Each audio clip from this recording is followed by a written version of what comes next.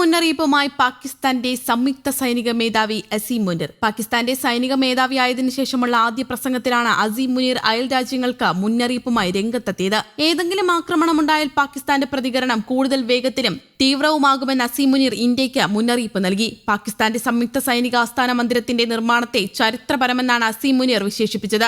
അയൽ രാജ്യങ്ങളിൽ നിന്നും ഉയരുന്ന പുതിയ ഭീഷണികളിൽ ജാഗ്രത വേണമെന്നും അദ്ദേഹം പറഞ്ഞു. കര, നാവിക, വ്യോമസേനകളെ ഒരുമിച്ച് കൊണ്ടുപോവുകയാണ് പ്രതിരോധ സേന ആസ്ഥാനത്തിന്റെ ദൌത്യമെന്നും അദ്ദേഹം പറഞ്ഞു. യുദ്ധം ഇപ്പോൾ പുതിയ മേഖലകളിലേക്ക് കൂടി വ്യാപിക്കുകയാണ്. Cyberspace, electromagnetic spectrum, ബഹിരാകാശം, ആർട്ടിഫിഷ്യൽ ഇന്റലിജൻസ്, ക്വാണ്ടം കമ്പ്യൂട്ടിംഗ് തുടങ്ങിയ മേഖലകളിലേക്കാണ് യുദ്ധം വ്യാപിപ്പിക്കുന്നത് എന്നും അദ്ദേഹം പറഞ്ഞു. നേരത്തെ മെയ് മാസത്തിൽ ഇന്ത്യയും പാകിസ്ഥാനും തമ്മിൽ ദിവസങ്ങൾ നീണ്ടുനിന്ന യുദ്ധം നടന്നിരുന്നു. ഇതിനൊടുവിലാണ് അസീം മുനീറിന് ഫീൽഡ് മാർഷലായി പ്രമോഷൻ നൽകിയത്. ഇതോടെ പാകിസ്ഥാൻ സൈന്യത്തിലെ സർവശക്തനായ അസീം മുനീർ മാറി. നേരത്തെ US president Donald Trump Asim മുനീറിനെ US-ലേക്ക് വിളിച്ചുവരുത്തി ചർച്ചകൾ നടത്തിയിരുന്നു. ഇതിന് പിന്നാലെ പാകിസ്ഥാൻ സൈന്യത്തിൽ ഉയർന്ന പദവികൾ അസീം മുനീറിനെ തേടിയെത്തുകയും ചെയ്തിരുന്നു. പാകിസ്ഥാനിൽ പ്രധാനമന്ത്രിയേക്കാൾ സ്വാധീനമുള്ള പദവിയിലാണ് അസീം മുനീർ ഉള്ളതെന്നും റിപ്പോർട്ടുകളുണ്ടായിരുന്നു. അതേസമയം ഇന്ത്യയുടെ സുരക്ഷാ പ്രശ്നങ്ങൾക്ക് പാകിസ്ഥാൻ സൈന്യത്തെ കുറ്റപ്പെടുത്തിയ വിദേശകാര്യമന്ത്രി S ജയശങ്കറിന്റെ സമീപകാല പരാമർശങ്ങൾക്കെതിരെയും പാകിസ്ഥാൻ രംഗത്തെത്തിയിരുന്നു. തങ്ങളുടെ സായുധ സേന ഉൾപ്പെടെയുള്ള സ്ഥാപനങ്ങൾ രാജ്യത്തിന്റെ ദേശീയ സുരക്ഷാ ചട്ടക്കൂടിന്റെ പ്രധാന ഭാഗമാണെന്ന് പാകിസ്ഥാൻ പ്രതികരിച്ചു.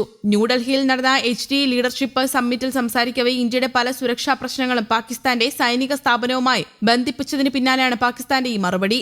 ജയശങ്കറിന്റെ പരാമർശങ്ങൾ തീവ്രമായ അടിസ്ഥാനരഹിതമായ നിരുത്തരവാദപരമായ പ്രസ്താവനകളാണെന്ന് ഞായറാഴ്ച വിദേശകാര്യ ഓഫീസ് വക്താവ് താഹിർ അദ്രാബി പറഞ്ഞു. ഈ പരാമർശങ്ങളെ പാകിസ്ഥാൻ തികച്ചും തള്ളിക്കളയുകയും അപലപിക്കുകയും ചെയ്യുന്നതായി അദ്ദേഹം അറിയിച്ചു. പാകിസ്ഥാൻ ഒരു ഉത്തരവാദിത്തമുള്ള രാഷ്ട്രമാണെന്നും അതിന്റെ സ്ഥാപനങ്ങൾ ദേശീയ സുരക്ഷ നിലനിർത്തുന്നതിൽ പ്രധാനമാണെന്നും അദ്ദേഹം കൂട്ടിച്ചേർത്തു. ഏത് ആക്രമണത്തിനെതിരെയും രാജ്യത്തെ ഫലപ്രദമായും എന്നാൽ ഉത്തരവാദിത്തത്തോടെയും പ്രതിരോധിക്കാനുള്ള പാക് സേനയുടെ നിശ്ചയദാർഢ്യത്തിന്റെ തെളിവാണ് മെയ് മാസത്തിലെ സംഘർഷമെന്നും അദ്രാബി ചൂണ്ടിക്കാട്ടി. പാകിസ്ഥാന്റെ സംസ്ഥാന സ്ഥാപനങ്ങളെയും അതിന്റെ നേതൃത്വത്തെയും അപകീർത്തിപ്പെടുത്താൻ ലക്ഷ്യമിട്ടുള്ള പ്രചാരണ ക്യാമ്പയിനാണ് ഇന്ത്യ നടത്തുന്നതെന്നും അദ്ദേഹം ആരോപിക്കുകയായിരുന്നു. അതേസമയം ന്യൂഡൽഹിയിലെ പ്രസംഗത്തിൽ ജയശങ്കർ ഇന്ത്യയുടെ പല സുരക്ഷാ വെല്ലുവിളികളും പാകിസ്ഥാന്റെ സൈനിക സ്ഥാപനത്തിൽ നിന്നാണ് ഉത്ഭവിക്കുന്നത് എന്ന് പറഞ്ഞിരുന്നു. ഭീകരവാദ ഗ്രൂപ്പുകൾക്ക് അവർ നൽകുന്ന പിന്തുണയെക്കുറിച്ചും അദ്ദേഹം പരാമർശിച്ചു. ചിലർ നല്ല ഭീകരരെന്നും മോശം ഭീകരർ എന്നും വേർതിരിക്കുന്നത് പോലെ നല്ല സൈനിക നേതാക്കളെന്നും അത്ര നല്ലതല്ലാത്ത നേതാക്കളെന്നും വേർതിരിക്കുന്നു.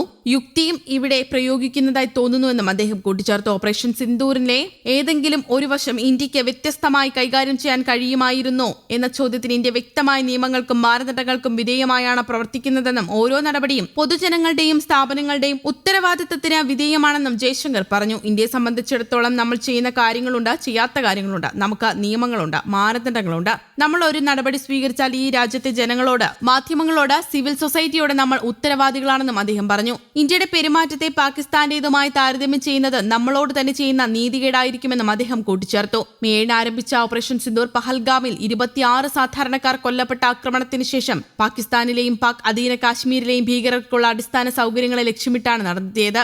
ഇരുപക്ഷവും ഓപ്പറേഷനുകൾ അവസാനിപ്പിക്കാൻ സമ്മതിച്ചതിനെ തുടർന്ന് 4 ദിവസത്തെ സൈനിക ഇടപെടൽ മെയ് 10 അവസാനിച്ചു. News desk, Kerala Kaumudi.